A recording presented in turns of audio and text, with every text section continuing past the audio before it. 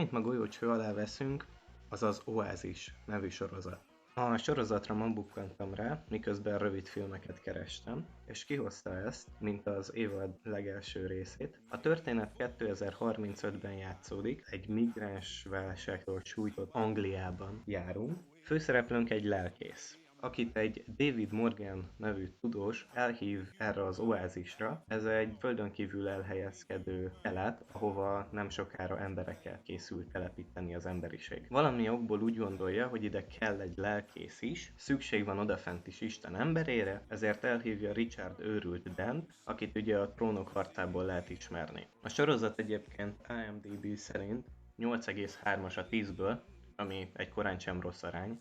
A főcím zenéje pedig a Rágógumi Bombon ember Human című száma.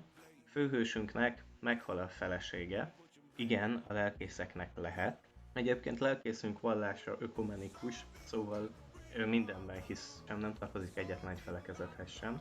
A bázis ez tele van bibliai üzenetekkel, jelenéshez hasonló jelenségekkel, és pontosan ezért hívták ide, mint kiderült a lelkészt, ugyanis szeretnék, hogy megfejtse így az embereknek a halucinációit, bár ez így még nincsen kimondva. Ez az oázis nevezetesen egy hatalmas mozgó háttérkép, és benne további mozgó háttérképeken élvezkednek az emberek. A történet nagyon fontos elem a macska, és a macskával meg a vízzel van benne egy time remap is, amit nem egészen értettem, de ugye persze lehet utalás egy Alien filmre, vagy akár magára a halálra, ami eléggé gyakran sújtja ezt az övezetet. A történet kibontakozása lassú, ezért nyilvánvalóan nem mindenkinek ajánlott. Igazából az utolsó 15 percben indul be a történet, holott az egész rész az úgy 1 órás. Főhősünkkel, mivel a kezdetekben nem sokan állnak szóba, ezért úgy szerzi az információit, hogy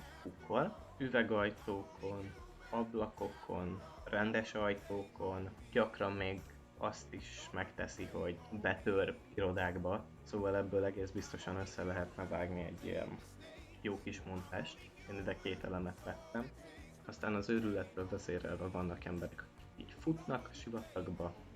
Az egész történet halad egy csúcspont felé, amit a végén el is ér, viszont ez nem lesz teljesen kibontva, mivel nyilvánvalóan ez egy sorozat, és az további hosszabb időn keresztül tervezi megmagyarázni. Biztatónak találtam ezt az első részt, és szerintem nézni fogom a továbbiakban is a sorozatot, hogyha lesznek további részei. Nektek is csak ezt tudom ajánlani. Sziasztok! Ja, és iratkozzatok fel, hogyha tetszett a videó. Don't put the blame on me.